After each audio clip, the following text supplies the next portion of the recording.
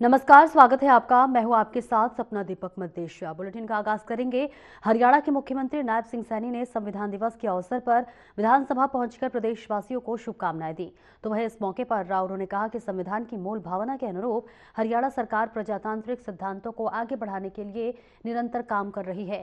साथ ही उन्होंने राष्ट्र को मजबूत और सशक्त बनाने की दिशा में सरकार के प्रयासों को साझा किया।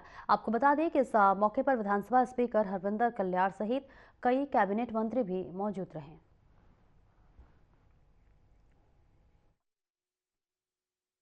आज हम सब के लिए बहुत ही ये गौरव का दिन है कि आज भारत का संविधान डॉक्टर भीमराव अंबेडकर जी और उनकी पूरी कमेटी के सभी मेंबरान, उनके नेतृत्व में भारत को एक पवित्र संविधान वो दिया है।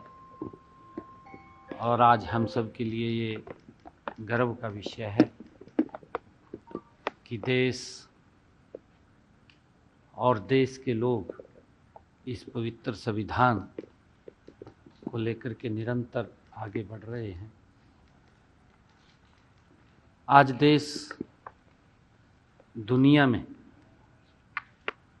जिस प्रकार से आगे बढ़ रहा है, गति से बढ़ रहा है, ये हमारे पवित्र संविधान का ही कमाल है कि भारत विकास की ऊंचाइयों को छू रहा है। इस पवित्र संविधान से हर व्यक्ति अपने आप को सुरक्षित महसूस करता है और हर व्यक्ति की रक्षा सुरक्षा करना ये संविधान ने सुनिश्चित किया है। आज का दिन हम सब के लिए गौरव का दिन है। मैं सभी प्रदेशवासियों को संविधान दिवस की बहुत बहुत बधाई और शुभकामनाएं देता हूं।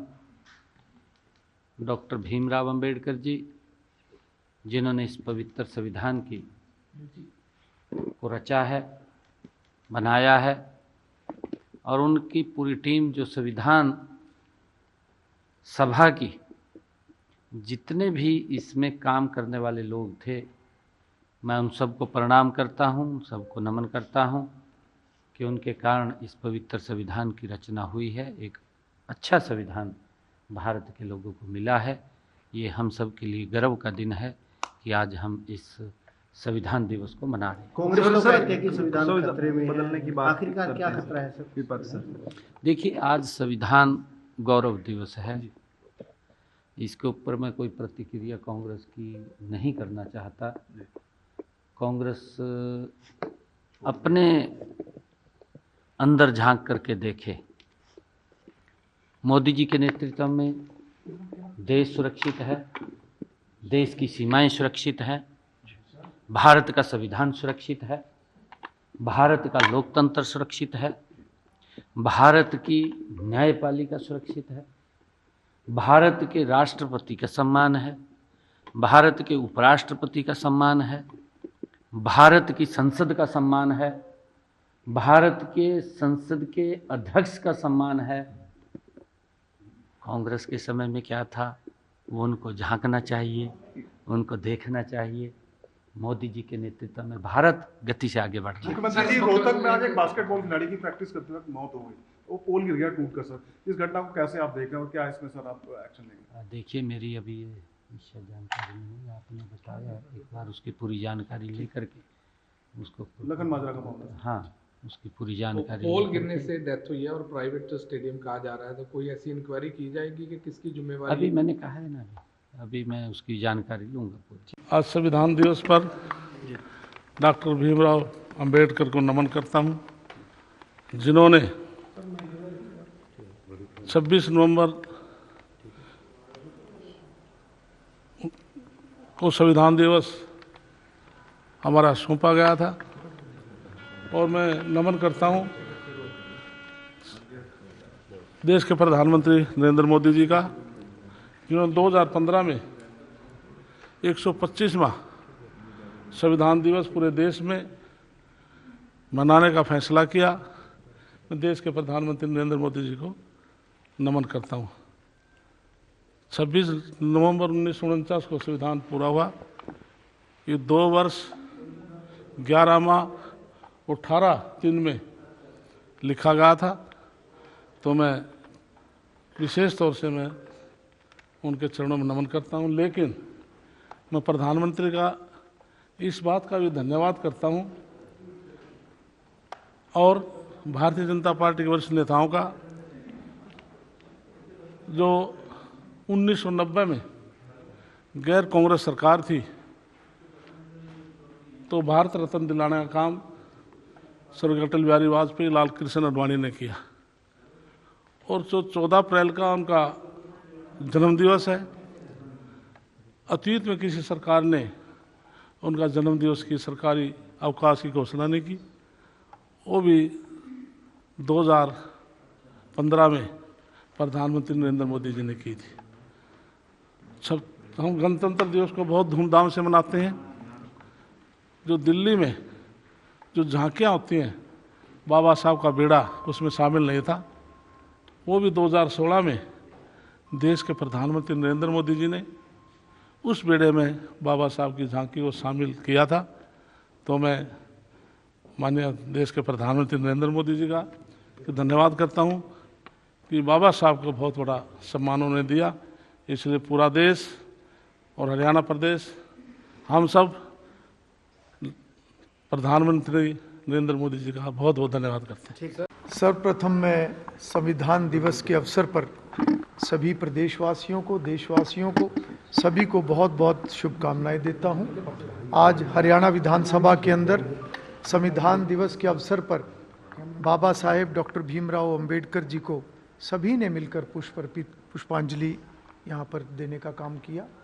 और आज का दिन ये एक विशेष दिन है क्योंकि संविधान का एक बहुत बड़ा महत्व है और संविधान हमारी वो ताकत है। क्योंकि जब हमारा देश आज़ाद हुआ था तो किस प्रकार की भ्रांतियाँ थी। जब अंग्रेज़ भारत को छोड़कर गए तो एक ऐसा वातावरण वो बनाकर गए थे जिसमें एक ऐसी अनिश्चितता का वातावरण था कि कैसे ये देश चलेगा। हमारे देश की विविधताएं, हमारे देश में कितने प्रकार की भाषाएं, बोलियां, इतने रियासतें उस समय की, परंतु उस समय में हमारे संविधान निर्माताओं ने बाबा साहेब भीमराव, डॉक्टर भीमराव अंबेडकर जी, डॉक्टर राजेंद्र प्रसाद, सरदार पटेल जी और अन्य उस प्रकार के जितने भी संविधान सभा के जो ड्राफ्टिंग कमेटी के सदस्य भी थे, उन्होंने एक लंबी मशक्क़त के बाद, लगभग 3 वर्षों की मेहनत के बाद उन्होंने जब संविधान का निर्माण किया तो निश्चित रूप से एक ऐसा संविधान हमारे देश को मिला जिसने हमारे देश को आगे बढ़ाने का काम किया। और हमारे देश की विविधताओं के बाद भी एक ऐसा लचीलापन हमारे संविधान के अंदर है, चाहे समय के अनुरूप बदलाव भी हुए हैं और जो भी लोगों की ज़रूरतें हैं, जो भी लोगों के एक हमारे देश की आवश्यकताएं हैं, समाज की आवश्यकताएं हैं, विकास के नाते वो सारी चीज़ें हमारे संविधान के कारण से आगे बढ़ी हैं। और आज जब हम विकसित राष्ट्र की बात करते हैं तो निश्चित रूप से देश की स्वतंत्रता के बाद संविधान के अनुरूप देश जिस प्रकार से चला है, उसी तरीके से आने वाले समय में भी जो एक विकसित राष्ट्र का संकल्प हम सबका है, माननीय प्रधानमंत्री जी का है, उस दिशा में हम आगे बढ़ रहे हैं। कुरुक्षेत्र में मुख्यमंत्री नायब सिंह सैनी ने अंतर्राष्ट्रीय गीता महोत्सव 2025 के तहत सूचना जनसंपर्क एवं भाषा विभाग की राज्य स्तरीय प्रदर्शनी का उद्घाटन किया। इस प्रदर्शनी में हरियाणा को 2047 तक एक विकसित राज्य बनाने की योजना को हाईटेक तकनीकी के माध्यम से प्रदर्शित किया गया।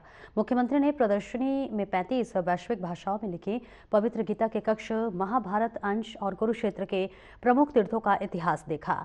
25 विभागों के स्टॉलों का अवलोकन किया और इनकी योजनाओं की सराहना की।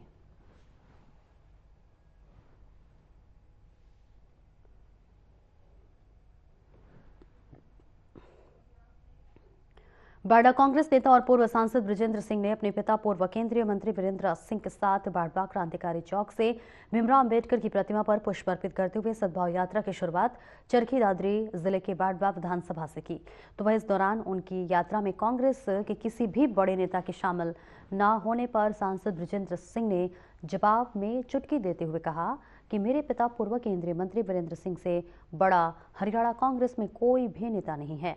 साथ ही इस दौरान यात्रा में पूर्व मंत्री व पूर्व सांसद ने महाशय मनशाराम और राजा मेहताब सिंह की प्रतिमाओं पर माल्यार्पण किया। बाद में संविधान दिवस पर लोगों को संविधान की रक्षा, राष्ट्रीय चिन्हों के सम्मान, एकता बनाए रखने और नागरिक कर्तव्यों का पालन करने की सामूहिक शपथ दिलवाई।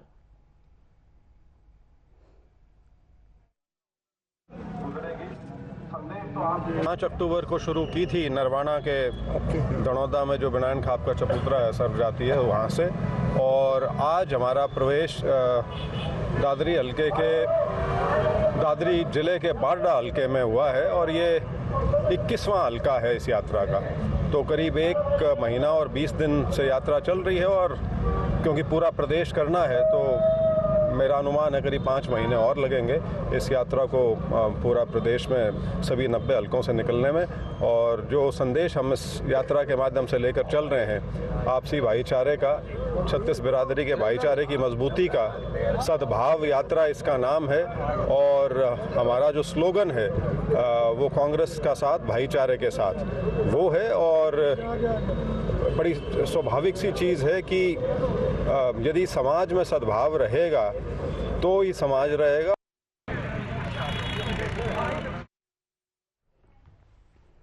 और हरियाणा के मुख्यमंत्री नायब सिंह सैनी ने श्री गुरु तेग बहादुर जी के 350वें बलिदान वर्ष को समर्पित शेष मार्ग यात्रा का गर्मजोशी से स्वागत और अभिनंदन किया।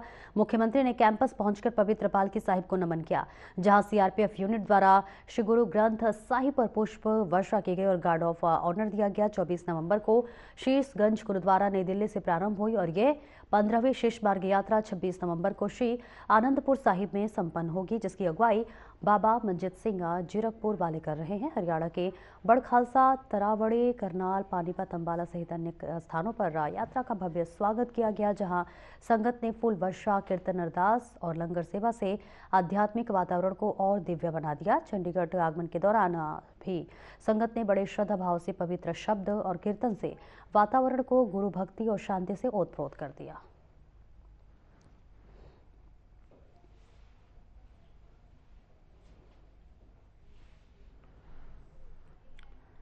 गुरुग्राम के एक थार मालिक ने हरियाणा डीजीपी ओपी सिंह को लीगल नोटिस भेजकर 15 दिन में सार्वजनिक माफी की मांग की है। दरअसल डीजीपी ने 8 नवंबर को थार और बुलेट चालकों को आपराधिक मानसिकता का बताया था। मालिक का कहना है कि डीजीपी के बयान से उनकी छवि धूमिल हुई है और लोग ताने मार रहे हैं। थार मालिक ने बयान वापस लेने और सार्वजनिक माफी मांगने की मांग की है।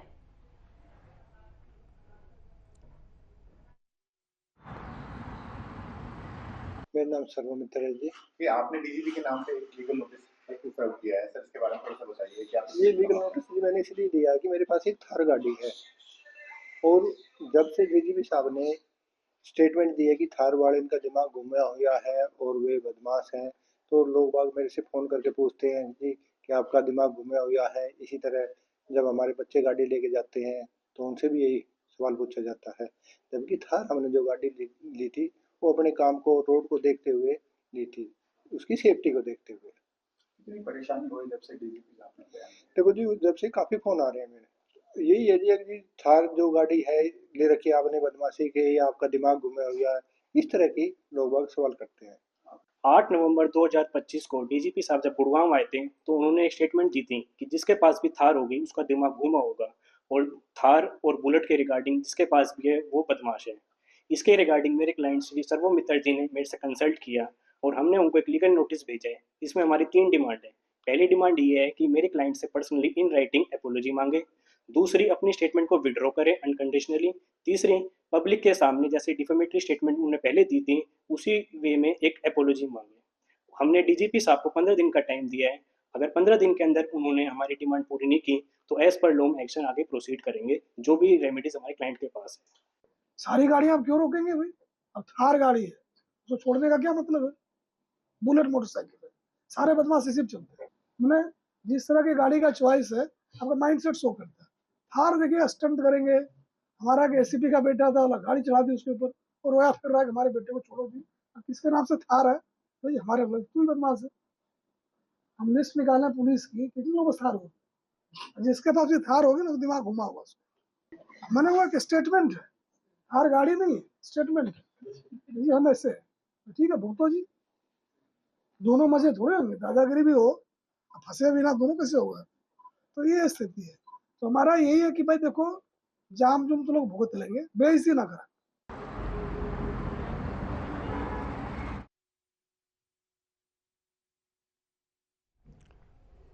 और रोहतक की बास्केटबॉल कोर्ट नर्सरी के हुए हादसे पर खेल मंत्री गौरव गौतम ने कड़ा संज्ञान लिया है। मामले में जिला खेल अधिकारी को तत्काल प्रभाव से सस्पेंड कर दिया गया है।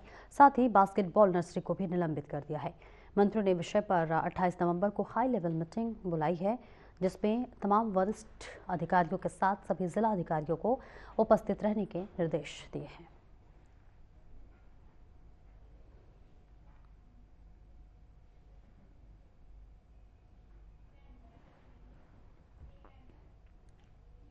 संविधान दिवस के अवसर पर आम आदमी पार्टी के हरियाणा प्रदेशाध्यक्ष सुशील गुप्ता ने प्रदेशवासियों को शुभकामनाएं दी।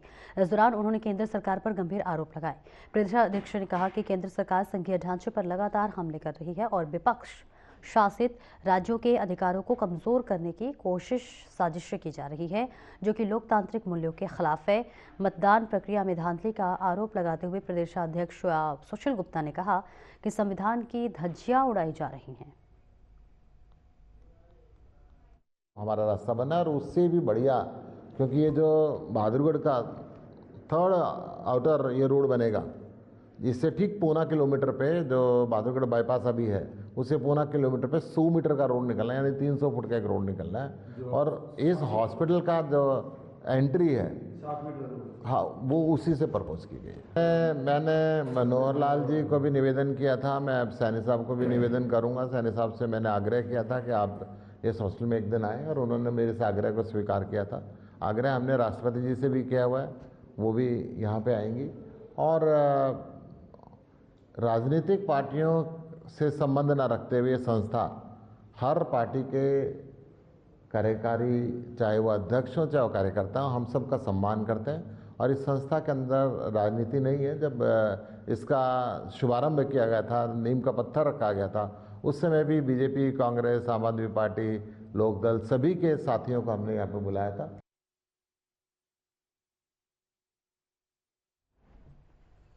और चंडीगढ़ में किसान नेता गुरनाम सिंह चढ़ूरी ने धान घोटाले को लेकर प्रेस कॉन्फ्रेंस की। उनका आरोप है कि कृषि कल्याण विभाग, मंडी बोर्ड और प्रशासन के कई अधिकारी धान की खरीद में शामिल हैं। किसानों के लिए बनाए गए पोर्टल ने भ्रष्टाचार को जन्म दिया और 28,80,000 एकड़ जमीन का रजिस्ट्रेशन हुआ और 4,83,000 किसान इसमें शामिल हुए। लेकिन सरकार ने 30,16,000 एकड़ जमीन वेरीफाई कर दी, यानी कि 1,36,000 एकड़ ज़्यादा। चढ़ूरी का कहना है कि पुराने चावलों में नए चावलों को मिलाकर घोटाला किया गया है। फर्जी गेट पास और रिश्वतखोरी आम बात बन गई है। किसानों का कहना है कि घोटाला करने वाले ही जांच कर रहे हैं और अब तक कोई कार्रवाई नहीं हुई है। आप सभी भाइयों का धन्यवाद है। और जो आज का मुद्दा है, आज का मुद्दा धान घोटाले पे है कि जो एक आज तक का हम किसानी का अगर माने एक बहुत बड़ा फ्रॉड है और जिस पे सरकार नकेल नहीं लगा रही है, और वो बड़ा सुनियोजित संगठित भ्रष्टाचार है। और बड़ी बात ये है कि उसमें कुछ कहीं से ढूंढ के नहीं लाना, सरकार के पास रिकॉर्ड है, उस रिकॉर्ड में ही भ्रष्टाचार है। तो हम बात करें कि जो धान घोटाला है, इसमें कृषि कल्याण विभाग, मंडी बोर्ड प्रशासन, खरीद एजेंसियां, आड़ती, ये सभी शामिल हैं। कृषि एवं कल्याण विभाग ने मेरी फसल मेरा ब्यौरा पोर्टल चलाया कि हरियाणा के किसानों का धान जो फसल है वो खरीदी जाए और बाहर के की किसी की ना खरीदनी पड़े और हरियाणा के किसी की बचे ना, तो उन हरियाणा के किसानों को पूरा उसका लाभ मिले, ये उस पोर्टल का मतलब था। लेकिन यही पोर्टल जो है आज भ्रष्टाचार का एक बड़ा कारण बन गया। और वो बड़ा कारण इसलिए बन गया, एक बड़ा गजब की बात जो सामने आई है कि इस बार 83,897 किसानों ने पोर्टल करवाया और कुल जो उनकी ज़मीन थी वो 28,80,192 एकड़ थी जो किसानों ने पोर्टल करवाया। अब इसकी वेरिफिकेशन होती है कि किसी ने, उसके पास धान तो 8 किले है लेकिन उसने 10 किले का करवा लिया तो 2 किले उसके काट दो, फिर उसकी वेरिफिकेशन होती है और वेरिफिकेशन में वो रकबा कम हो जाता है। लेकिन यहाँ उल्टा हुआ, यहाँ कम होने की बजाय 30,16,285 एकड़ का वेरीफाई कर दिया गया, यानी 1,36,116 एकड़ का रकबा जो है वो वेरीफाई कर दिया, जो किसी ने पोर्टल करवाया ही नहीं वो पोर्टल कर दिया। और उसके बाद अगर हम माने कि 7 जिले ऐसे हैं जिनके अंदर मोटे धान का, गैर बासमती धान का पोर्टल तो हुआ लेकिन खरीद 1 क्विंटल की भी नहीं हुई 7 जिलों में, वो उसका मतलब ये निकलता है कि वहाँ मोटा धान था ही नहीं। अगर होता तो मंडियों में खरीद भी होती, मोटा धान वहाँ था ही नहीं और वहाँ पोर्टल कर दिया गया।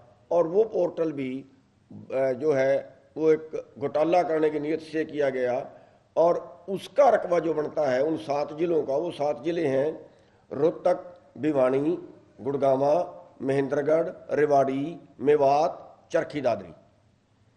इनमें 64,726 एकड़ का पोर्टल हुआ और इनमें 1 क्विंटल की भी खरीद नहीं हुई। इसका मतलब वहाँ धान था नहीं और उसका फ्रॉड करने के लिए पोर्टल कराया गया। और इन दोनों पोर्टलों को मिला दें, दोनों जो फ्रॉड है उसको अगर मिला दें, जो जहाँ जो ये सिद्ध करता है जहाँ पे कोई बिना धान के पोर्टल किया गया, तो वो 2,08,42 एकड़ रकबा बनता है। ये जो दोनों मैंने मिला के बताए हैं। और अगर 1 एकड़ से 30 क्विंटल की एवरेज आए जो इन्होंने दिखाई है, खरीद दिखाई है, तो 60,25,660 क्विंटल धान बनता है और 2,841 रुपये ये समेत खर्चे, जैसे एमएसपी, आड़त और ट्रांसपोर्टेशन और सैलरी के बाकी खर्चे और लेबर, ये सारा मिला के जो है 2,841 रुपये रेट बनता है। जो जिसका जो अगर इसकी रकम बनाए हम तो 1,712 करोड़ रुपए ये बनता है, जो सीधा फ्रॉड जो कागजों में है, जिसको कोई चेक करने की जरूरत नहीं है। तो 1,712 करोड़ का तो केवल यही फ्रॉड बन गया। और उसके बाद जिन जमीनों में पॉपुलर है, गन्ना है, नदी नालों की ज़मीनें हैं, कॉलोनियों की ज़मीनें हैं, जो जिनका पोर्टल कर देते हैं पिछले साल भी, उसके पिछले साल भी, जो कई सालों से कर रहे हैं, अगर उसको मिला दिया जाए तो बहुत ज़्यादा बढ़ती है। यानी हमारा जो मोटा अंदाजा है वो ये है कि जो हरियाणा में धान की आवक हुई है वो जितनी वास्तविक थी ना उससे 1.5 गुना हो गई, ये मानिए। तो अगर इसके सारे घोटाले की हम जांच करें, जैसे जितना फ्रॉड दिखाया जिसमें धान था नहीं, उसका 1,200 रुपये प्रति एकड़ पराली का भी ले जाएंगे वो लोग। तो अगर इसको हम माने तो 5,000 करोड़ ये घोटाला क्रॉस करेगा। और जब इसकी जांच के नाम पे बात आती है तो खाना पूर्ति करते हैं। आज तक एक भी आदमी जिसने जाली पोर्टल की वेरिफिकेशन की, पिछले भी हम इसकी जो है वो शिकायतें करते रहे, आज तक एक भी आदमी जो है इसमें सस्पेंड नहीं किया गया। और ये जो कृषि एवं किसान कल्याण विभाग है और इनके मंत्री हैं और कृषि मंत्री हैं, उनकी जिम्मेवारी बनती थी।